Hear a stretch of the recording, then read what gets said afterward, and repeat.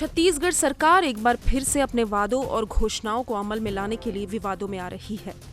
दरअसल कुछ दिनों पहले मुख्यमंत्री भूपेश बघेल ने कोविड वैक्सीनेशन में 18 साल के ऊपर के तमाम युवाओं को मुफ्त वैक्सीनेशन करने का ऐलान किया था।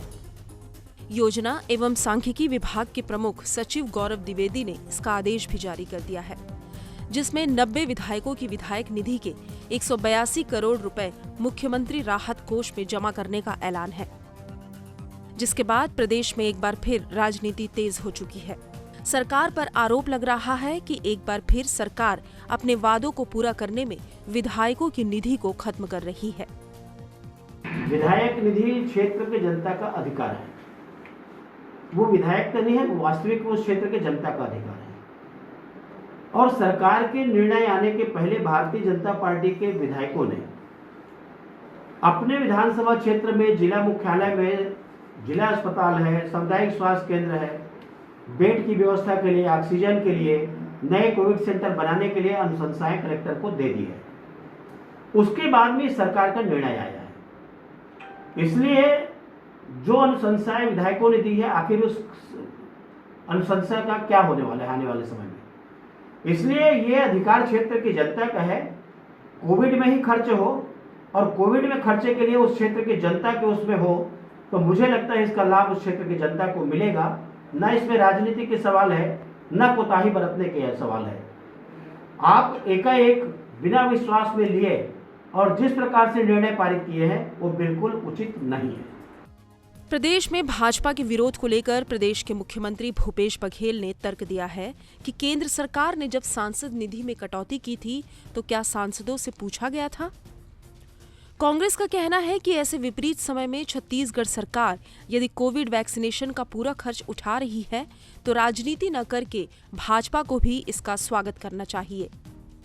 1 मई से 18 साल की आयु के अधिक लोगों को वैक्सीन लगाने की रोक को लेकर भारतीय जनता पार्टी और केंद्र सरकार ने देसी कंपनियों को हाईजैक किया। वहीं दूसरी तरफ भारतीय जनता पार्टी छत्तीसगढ़ के नेताओं की बोलती बंद है। वैक्सीन की बात पर कोई भी नेता बात नहीं कर रहा। जब केंद्र सरकार जब निजी कंपनियों को अपने गिरफ्त में लेगी और निजी कंपनियों के माध्यम से बनाई गई वैक्सीन 50% राज्य सरकार और निजी अस्पतालों को दिया जाएगा, जिसका रेट निर्धारित किया हुआ है। निजी अस्पतालों को 600 और राज्य सरकार को 400 और केंद्र सरकार 50% अपने पास रखेगी, जिसका रेट होगा 150 रुपया। वहीं भारतीय जनता पार्टी के नेता सस्ती लोकप्रियता हासिल करने के लिए अपने घरों में धरना दे रहे हैं, लेकिन वैक्सीन लोगों को आसानी से मिले, राज्यों के साथ सौतेला व्यवहार भारतीय जनता पार्टी कर रही है। उसको लेकर भारतीय जनता पार्टी का कोई भी नेता सड़क पर उतरकर बात नहीं कर रहा, अपने नेताओं को चिट्ठी नहीं लिख रहा है, अपने नेताओं से बातचीत नहीं कर रहा है, कोई पत्र नहीं लिख रहा है। जानकारों का कहना है कि सरकार अगर कोई योजना लाती है तो इसके लिए बजट का प्रावधान होना चाहिए। कई बार राजनीतिक कारणों से घोषणा कर दी जाती है, लेकिन बजट का प्रावधान नहीं होता है। फंड का इंतजाम सही ढंग से करके कोरोना वैक्सीनेशन का काम किया जाएगा तो 18 साल से ज्यादा उम्र के सभी लोगों को वैक्सीन मिल पाएगी। सरकार अगर कोई योजना लाती है तो उसके लिए बजट का प्रावधान करना जरूरी होता है। कई बार राजनीतिक कारणों से घोषणा तो कर देते हैं, लेकिन न बजट का प्रावधान होता है, न सरकार के पास फंड होता है कि उसको लागू कर सके। और ये वैक्सीन जो 18 साल के अधिक लोगों को लगाने के लिए जो सरकार ने वादा किया, उसके साथ ऐसा ही हो रहा है। इसलिए चाहे विधायक निधि हो या और दूसरे स्रोत हैं, वहाँ से वो फंड लाकर उसको पूरा करना चाहते हैं।